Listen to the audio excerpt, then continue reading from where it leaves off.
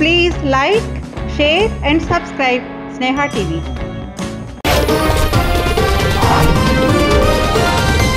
తెలంగాణ రాష్ట్రంలో కాంగ్రెస్ పార్టీ ప్రతిష్టాత్మకంగా చేపట్టిన 6 గ్యారెంటీ పథకాలు ఒక్కొక్కటిగా అన్ని నెరవేరుస్తూ ప్రజాపాలన అందిస్తుందని కొమరం భీం జిల్లా సిర్పూర్ నియోజకవర్గం కౌటలలో ఏర్పాటు చేసిన ప్రజాపాలన విజయోత్సవ సంబరాలకు ముఖ్య అతిథిగా పాల్గొన్న రాష్ట్ర ట్రైకర్ చైర్మన్ బెల్లయ్య నాయక్ అన్నారు.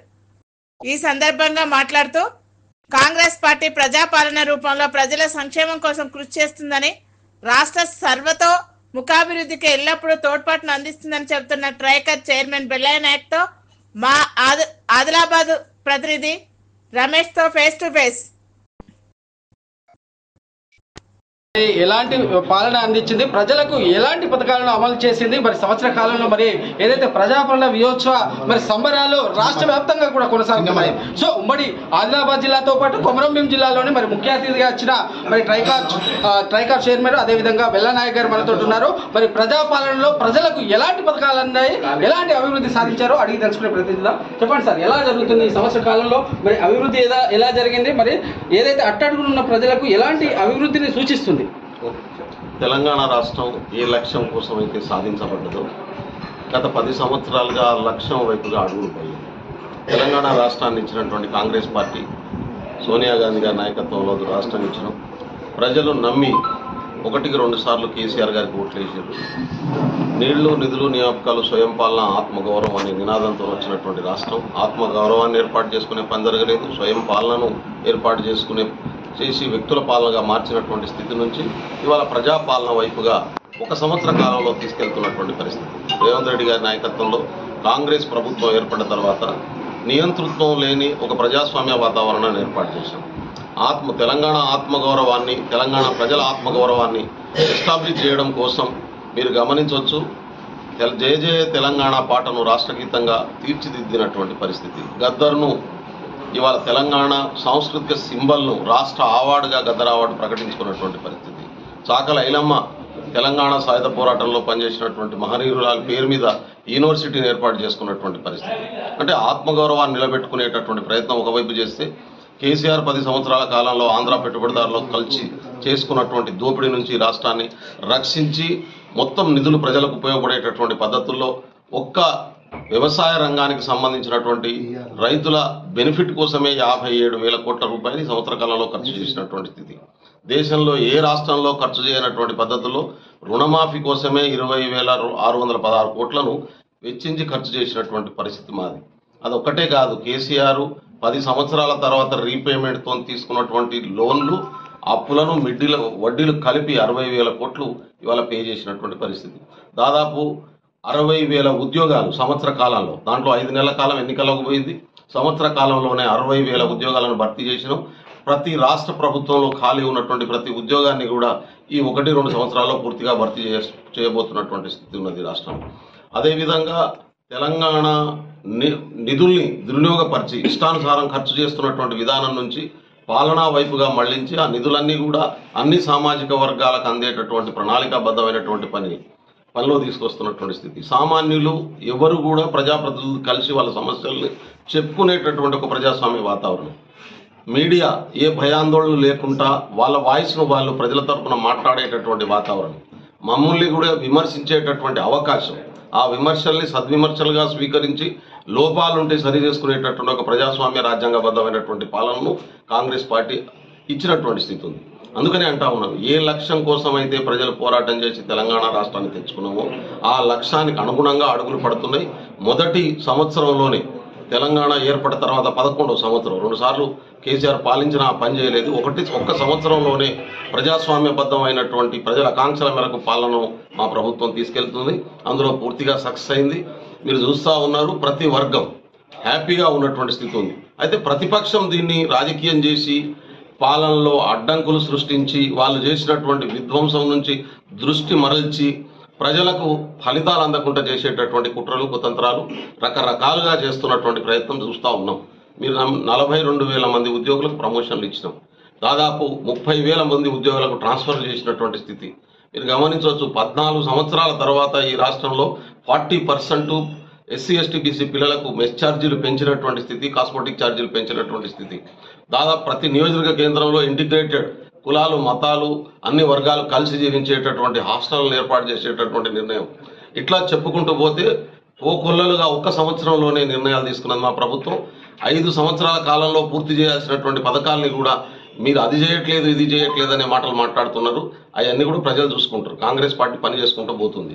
ఇవాళ ప్రతిపక్షాల ఆరోపణ అంటే 6 గ్యారెంటీలు ఇచ్చినప్పటికీ పూర్తి స్థాయిలో ఇప్పటికీ అమలు కాలేదు, అదే విధంగా కేసుల పరంపరకు పోతుందన్న ఆరోపణలు మీరు ఏ విధంగా తీసుకుంటారు? ఇక్కడ కేసులు ఎవరి మీద పెడుతున్నారు? కేసులు ఎవరి మీద ఎవరు కేసులు పెడుతున్నారు? టీఆర్ఎస్ పాలనలో ప్రజల మీద పోలీసుల దాడులు చూసినాం. కానీ కేటీఆర్ తన స్వలాభం కోసం లగచర్ల లాంటి ప్రాంతాల్లో ప్రజల పేరు మీద టీఆర్ఎస్ గుండాలను పెట్టి కలెక్టర్ల మీద దాడులు చేస్తున్నటువంటి స్థితిని ఎక్స్పోజ్ అయిపోయింది. అందుకనే ఇవాళ ప్రజలంతా కూడా చీచి అంటుంటే నోరు మూసుకొని ఇంకో ఇష్యూ కాడికి గుర్తున్నటువంటి స్థితిని మనం గమనిస్తా ఉన్నాం. కాబట్టి ప్రజలు మీద పోలీసులు కానీ ప్రభుత్వ యంత్రాంగం కానీ దాడి చేసినటువంటి సంఘటన ఈ సంవత్సర కాలంలో ఒక్క ఇన్సిడెంట్ కూడా లేదు. విద్యార్థులు మాకు ఎగ్జామ్ల మధ్యన గ్యాప్ కావాలని ఆందోళన చేస్తే స్వయాన ఉప ముఖ్యమంత్రి గారు పిలిచి మాట్లాడి ఎగ్జామ్స్ను పోస్ట్ పోన్ చేసి నోటిఫికేషన్ల మధ్యన గ్యాప్ కావాలని ధర్నాలు చేసే పరిస్థితి వచ్చింది. గత ప్రభుత్వంలో నోటిఫికేషన్లు కావాలని ఆత్మహత్య చేసుకుంటే ఈ ప్రభుత్వంలో మేము ఉద్యోగాలకు పరీక్షలు రాయడానికి మాకు అవకాశం టైంను పెంచండి అని అడిగే స్థితికి వచ్చింది. అంటే ఈ ప్రభుత్వం నిరుద్యోగ సమస్యను పరిష్కరించడం కోసం ఎంత సీరియస్గా ప్రయత్నం చేస్తుందో దీన్ని బట్టి అర్థం చేసుకోవచ్చు. 72,000 కోట్ల పెట్టుబడులు 8 నెలల కాలంలో మేము తీసుకొచ్చినామంటే ఇవాళ ఎంత పెద్ద ఎత్తున మా ఐటీ శాఖ మంత్రి కానీ ముఖ్యమంత్రి కానీ డిప్యూటీ సీఎం గారు పనిచేస్తున్నారో దీన్ని బట్టి అర్థం చేసుకోవచ్చు. 10 సంవత్సరాల కాలంలో పనిచేసినటువంటి కేటీఆర్ కూడా 72,000 కోట్లు తీయలేదు. కానీ 72,000 కోట్ల అగ్రిమెంట్లు అయిపోయి కొత్త పరిశ్రమలు ఏర్పడి దాదాపు 2 లక్షల కొత్త ఉద్యోగాల కల్పన కోసం క్రియేట్ చేయబడ్డటువంటి స్థితి ఈ రాష్ట్రంలో ఉంది. అదొక్కటే కాదు, 4th సిటీ పేరు మీద దాదాపు 5 లక్షల ఉద్యోగాలను క్రియేట్ చేసేటటువంటి ప్రణాళికను ఇవాళ రేవంత్ రెడ్డి గారు ముందుకు తీసుకొస్తున్నారు. మూసీ నది ప్రక్షాళన పేరుతోని ఇవాళ దాదాపు 1,00,000 ఉద్యోగాల కల్పనలకు ఒక ప్రణాళికాబద్ధమైనటువంటి పని జరుగుతున్నటువంటి స్థితి ఉంది. ఇవాళ పెండింగ్ ప్రాజెక్టులు అవి పూర్తి చేసి ప్రణాళికాబద్ధంగా పూర్తి చేసే ప్రయత్నం జరుగుతుంది. మీరు చూస్తూ ఉన్నారు, ఇవాళ కాళేశ్వరం ద్వారా మాత్రమే పంటలు పండాయి అనేటటువంటి ప్రచారం గత 9 సంవత్సరాలుగా చూసినాం. కానీ కాళేశ్వరం గాలి వస్తే కొట్టుకుపోయేటటువంటి ప్రాజెక్ట్ అనే విషయం ఇవాళ ప్రజలకు అర్థమైంది. ఈ సంవత్సరం ఒక్క చుక్క నీరు దాని నుంచి వాడకుండా 1,53,000 మెట్రిక్ టన్నుల ధాన్యాన్ని పండించగలిగినటువంటి స్థితి ఈ రాష్ట్రంలో వచ్చింది. 1,53,00,000 మెట్రిక్ టన్నుల ధాన్యాన్ని పండించినటువంటి పరిస్థితి రాష్ట్రంలో ఉంది. అంటే కాళేశ్వరం అనేది మభ్యపెట్టడం కోసం వాడుకొని పైసలు తిన్నారు తప్ప ఇంకోటి లేదనే విషయం అర్థమైపోయింది కదా. అందుకనే ఏ రంగం తీసుకున్నా, విద్యారంగం కావచ్చు, ఉద్యోగ రంగం కావచ్చు, వ్యాపార రంగం కావచ్చు, ఇవాళ ప్రజలకు సంబంధించినటువంటి ఉపాధి రంగం కావచ్చు, ఇవాళ పంటలకు సంబంధించినటువంటి గిట్టుబాటు ధరలు కావచ్చు, ఏది తీసుకున్నా ప్రభుత్వం ఒక ప్రణాళిక, మా ప్రభుత్వం తీసుకున్న నిర్ణయాల్లో ప్రతి పంటకు ప్రభుత్వం సపోర్ట్ డిక్లేర్ చేయడం వల్ల ప్రైవేట్ వ్యాపారాలు కూడా పోటీపడి ఇవాళ రైతులకు మేలు చేసే పద్ధతిలో ప్రతి గిట్టుబాటు ధర కొంటున్నటువంటి స్థితి ఉన్నది. కేబినెట్ కి సంబంధించి ఇప్పటికీ ఇంకో 6 శాఖల విస్తరణ విషయంలో ఎందుకు వెనకలో ఉందని భావించవచ్చు. కానీ త్వరలో జరుగుతుంది. అంటే అది ముఖ్యమంత్రి గారి నిర్ణయం. క్యాబినెట్ మంత్రులు లేనంత మాత్రం పాలన పక్కబడలే కదా, అద్భుతంగా పాలన నడుస్తుంది కదా. అయితే మంత్రులను కూడా ఇవ్వాల్సినటువంటి అవసరం ఉంది. అది ముఖ్యమంత్రి గారి వెసులుబాటుకు సంబంధించినటువంటి అవసరం, ముఖ్యమంత్రి గారు నిర్ణయం తీసుకుంటారు. సో ఏదైతే కుటుంబ సర్వే వల్ల అసలు ప్రజానికానికి ఏం చెప్పనున్నది కాంగ్రెస్ అంటే ఇది కుటుంబ సర్వే కాదు, సకల జనుల సర్వే. ఈ రాష్ట్రంలో ఉన్నటువంటి ఏ కులాల జనాభా ఎంతున్నది, వాళ్ళ ఆర్థిక స్థితిగతులు ఏంటి, వాళ్ళకి ఏం చేస్తే భవిష్యత్తులో ఏ పథకాలు తీసుకొస్తే ఆ వర్గాలు బాగుపడతాయి. వాళ్ళు బీసీలు కావచ్చు, ఎస్టీలు కావచ్చు, ఎస్టీలు కావచ్చు, ఓసీలలో ఉన్నటువంటి పేదలు కావచ్చు, అదేవిధంగా సొంత కాళ్ళ మీద నిలబడి గ్రాడ్యుయేషన్ పూర్తి చేసుకొని వ్యాపారాలు చేసుకోగలిగినటువంటి శక్తి సామర్థ్యాలు ఉన్నటువంటి వాళ్ళు కావచ్చు. అందుకనే మన దగ్గర ఉన్నటువంటి మానవ వనరుల సూచిని తెలుసుకోవడం, దానికి సంబంధించినటువంటి పూర్తి స్థాయి ప్రణాళికను తయారు చేయడం, అత్యధిక వెనుకబడ్డటువంటి కులాలు వర్గాలుగా ఉన్నటువంటి ప్రచారం ఏదైతుందో ఆ వాస్తవ ముఖ చిత్రాన్ని బయటికి తీసుకురావడం, అది ముందు పెట్టుకొని వాళ్ళకి డెవలప్ చేయడం కోసం అన్ని కులాలు మతాలు సమానంగా డెవలప్ చేయడానికి కావాల్సిన ప్రణాళికలు తయారు చేయడం.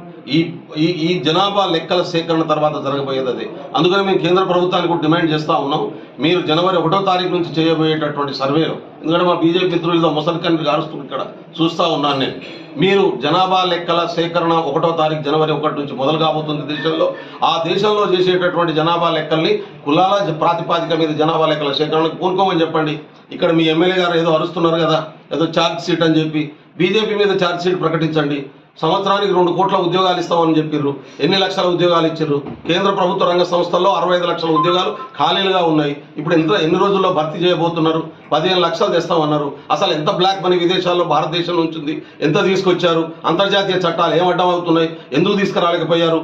కాబట్టి మీ ఫెయిల్యూర్స్ మీద ఛార్జ్ షీట్ ప్రకటిస్తే 1000 ప్రశ్నలతోని 1000 సమాధానాలు చెప్పుకోలేనటువంటి పరిస్థితి వస్తుంది. గురువింద గింజ తన ముడి కింద ఉన్నటువంటి నాలుగు కదా అన్నట్టు బిహేవ్ చేస్తున్నటువంటి పరిస్థితి ఉంది. కాబట్టి ఇలా బీజేపీని కూడా ఎవరు నమ్మేటటువంటి స్థితి లేదు ఇక్కడ. సో మొత్తం మీద ఏదైతే రాష్ట్రంలోని ప్రజల సర్వతోముఖ అభివృద్ధికి ఏదైతే కాంగ్రెస్ పార్టీ కట్టుబడి ఉందని, ప్రజా పాలనతోటి ప్రజా సంక్షేమమే కోరుతుందని చెప్తున్నారు. కెమెరా పర్సన్ దేవాతో రమేష్, ఉమ్మడి ఆదిలాబాద్ జిల్లా నుంచి. Please like, share and subscribe Sneha TV.